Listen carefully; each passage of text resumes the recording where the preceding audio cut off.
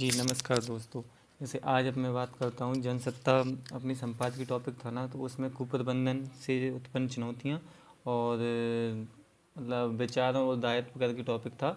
तो ये अपने टॉपिक में समझ रहा हूँ कि नागरिक बोध से संबंधित है। जैसे कि अगर किसी में नागरिक बोध होगा ना, तो वो कुप्रबंधन पे भी ध्यान देगा कि यार ये क्यों हो रहा है, और फिर दायित्व पे भी ध्यान देगा कि यार मेरा दायित्व है, जैसे जैसे महिलाओं की रक्षा करना हर इंसान का दायित्व है, संविधान का पालन करना हर इंसान का दायित्व है। वो जो कब हुआ, जब नागरिक बोध होगा, यानी कि नागरिक में नैतिकता होगी और नागरिकता का भाव होगा अंदर, तो अभी वो अपना पाएंगे। जैसे कि अब बढ़ते हैं अपन नागरिक बोध।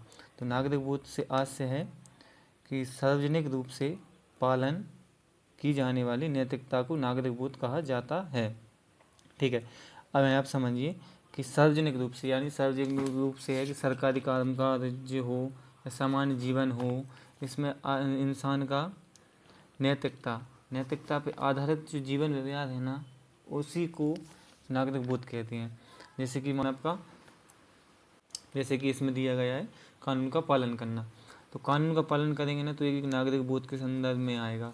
दूसरा, सार्वजनिक स्थलों पर स्वच्छता का ख्याल रखना, यानी कि नागरिक बोध से अपन ओवरऑल बोल सकते हैं कि सभी से अपन से लेके देखना कि अपन को गलत नहीं होना है। अपनी जो नैतिकता के मापदंड है, नैतिकता के मापदंड में देखते हैं कि ईमानदारी है, सत्यनिष्ठा है, उत्तरदायित्व है, जवाबदेहिता है, उसी को सभी तरीके से अपना कर जो यूज करेंगे ना, वो नागरिक बोध में आएगा। ठीक है, अब जैसे अपन आगे पहुंचते हैं नागरिक बोध भावना को हानि पहुंचाने वाले तत्व।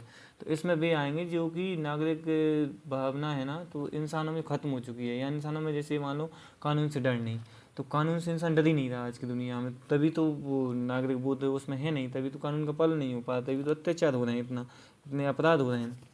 ठीक है, तो अपन आगे बढ़ते हैं कठोर मानदंडों और नियमावली का अभाव, यानी कि नागरिक बोध उल्लंघन पर ना तो कोई कठोर कानून है, वो जो भी नियमावली है होगी या नहीं है उसका अभाव है, और होगी तो वो समझने लायक नहीं है। ठीक है, अब आगे पहुँचते हैं समाज के प्रति स्वामित्व भावना का अभाव।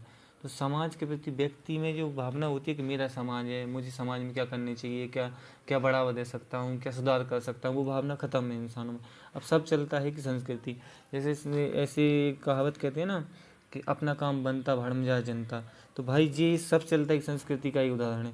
और जैसे एक है समाज में नागरिक बोध मूल्य का विकास नहीं, तो समाज में किसी को पता नहीं कि नागरिक बोध क्या होता है। जैसे अपन सिविल सर्विस की तैयारी कर रहे हैं ना, तो अपन को पाठ्यक्रम में शामिल कर दिया तो नागरिक बोध पता चल गया, पिछले पाठ्यक्रम में नहीं था तो बहुत सारे लोगों को पता नहीं होगा, और जो हाँ बहुत सारे लोगों को पता नहीं, कुछ लोगों को पता भी होगा, तो नागरिक बोध का मूल्य का विकास नहीं हुआ है। ठीक है, अब आगे पहुँचते हैं नागरिक बोध बारे में घर परिवार में रुझान न होना, यानी कि पारिवारिक संस्कृति अपनी कैसी है कि जैसे अपन कोई सरकारी कामकाज में जाएंगे करवाने, तो घर वाले बोल देते हैं कि चलो भाई 1,000 रुपये रख लेना या 500 रुपये रख लेना, क्योंकि अगर ज़रूरत पड़ेगी ना तो दे के काम जल्दी हो जाएगा। तो यानी कि नागरिक बोध ही नहीं है कि यार भ्रष्टाचार बढ़ेगा इससे, जबकि इसको बढ़ावा कम करना चाहिए, इसके विरोधी होने चाहिए, नागरिक बोध को बढ़ावा देना चाहिए। ठीक है, अब आगे पहुँचते हैं एक दूसरे प्रति असहिष्णु, मतलब मानव परस्पर गुण है ना, और या कोई बात कहे किसी से तो वो सहनशीलता उसमें नहीं है मानव में।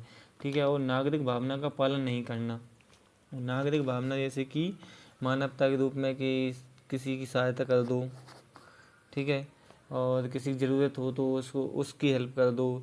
जैसे अभी आप आज अपन देखते हैं कि यार किसी को रक्त की ज़रूरत होती है तो बहुत सारे रक्त डोनेट करते हैं, तो उनमें नागरिक बोध है कि यार हमारा कर्तव्य है कि मानवता से मानव को बढ़ाया जाए। ठीक है, अब जैसे नागरिक बोध का शिक्षा में पाठ्यक्रम नहीं होना, तो नागरिक बोध है ना, ये टॉपिक अपनी शिक्षा में है ही नहीं। मैंने तो देखा है जैसे मतलब कॉलेज में भी नहीं था, स्कूल में भी नहीं था, और नीचे पहुँचे तो और भी स्कूल में नहीं था। ठीक है, तो ये पाठ्यक्रम में शामिल नहीं है। और अत्यधिक उपभोक्तावादी और समय की कमी। ठीक है, 8। अब अपन पहुँचते हैं, अब इसके लाभ पर पहुँचते हैं अपन। लाभ आप एक काम करिए सुन लीजिए। लाभ होगा इसका पहला कि सुशासन की स्थापना। ठीक है, अब जैसे नागरिक बोध होगा प्रशासनिक अधिकारी में, तो वो सबसे पहले ये सोचेगा कि यार मेरा कर्तव्य है।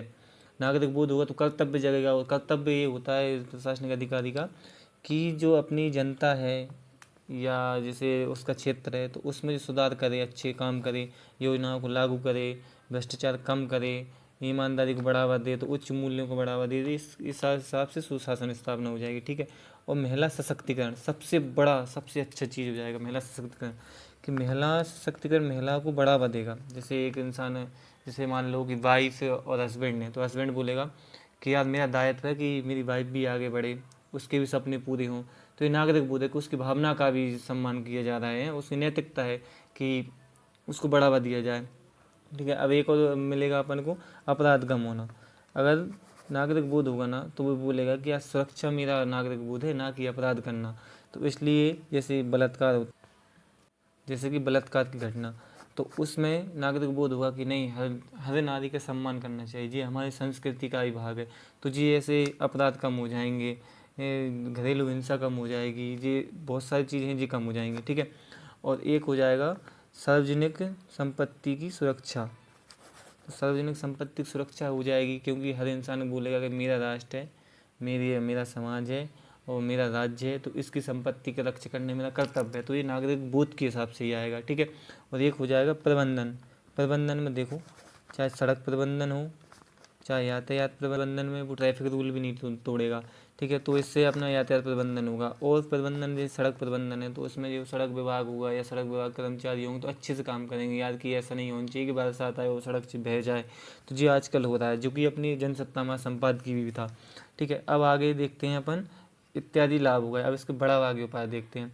तो बढ़ावा हम क्या कर सकते हैं कि नागरिक बोध उल्लंघन पर कठोर कार्रवाई की जाएगी, यानी कि कानून बनाना चाहिए। ठीक है, जागरूक शिविरों व कार्यशालाओं का आयोजन करना, यानी कि नागरिक बोध के लिए जनता को जागरूक करना और शिक्षित करना और उनको समझाना कि नागरिक बोध होता क्या है। ठीक है, स्थानीय स्वशासन के नियमों को प्रभावी बनाना, यानी कि स्थानीय स्वशासन को एक तो उत्तरदायी देना चाहिए और दंड की भी व्यवस्था करनी चाहिए। और सबसे बड़ी बात कि इसमें जवाबदेही तय करनी चाहिए स्थानीय स्वशासन में।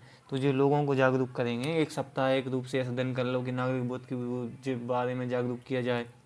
ठीक है, अब प्रचार अभियान, इसमें देखो यूट्यूब पे विज्ञापन भेज सकते हैं अपन। ठीक है, जैसे अपन बोलते हैं हर घर तिरंगा, कितना विज्ञापन हुआ था, तो कितना प्रचार प्रसार हुआ था, ऐसे अपन इसका कर सकते हैं। और अच्छे मूल्य प्रेरित करना समाज में, मतलब समाज में अच्छे मूल्य प्रेरित करना, जैसे कि ईमानदारी, मानव सेवा, करुणा, दया इत्यादि को शामिल करना। और जिम्मेदार व्यवहार करना, यानी कि जिम्मेदार समाज में या परिवार में या राष्ट्र में जिम्मेदारी को स्वीकार करना हर व्यक्ति को। जैसे कि समाज में जो गलत हो रहा है ना, तो उसको सही करने की जिम्मेदारी मेरी है। जैसे कि मान लो कि स्कूल के पास शराब की दुकान खुली है, तो भाई बहुत बहुत कम लोग उसको मतलब विरोध करते हैं। और जो नागरिक दायित्व का पालन करेगा ना, वो उसका विरोध करेगा। वो सोचेगा यार यहाँ बच्चे हैं, बच्चों की पढ़ाई होती है, विद्यालय है, तो यहाँ ये चीज़ अच्छी नहीं है, यहाँ से इसको हटवाएगा वो। ठीक है, नागरिक बोध को पाठ्यक्रम में अनिवार्य करना, ये सबसे बेहतरीन उपाय है। जैसे कि ये नागरिक बोध को जो हर बच्चा जानेगा ना, तो वो राजनीतिक नेता है ना जी अपने, तो उनसे सवाल पूछेगा कि भाई तुमने क्या किया। वो लोकतंत्र के बारे में बढ़ावा देगा। ठीक है, और वो खुद के बारे में बढ़ावा देगा, वो नियमों के बारे में समझाएगा। कोई जैसे भ्रष्टाचार कर रहा है तो यार ये तो तुम ले ही नहीं सकते, फीस ज़्यादा ले रहे हो, आप कम लेने चाहिए, तो बच्चा खुद जानेगा और लोगों में जागरूकता होगी।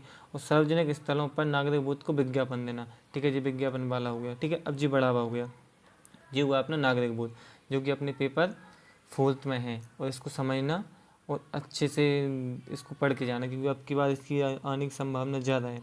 ठीक है, थैंक यू।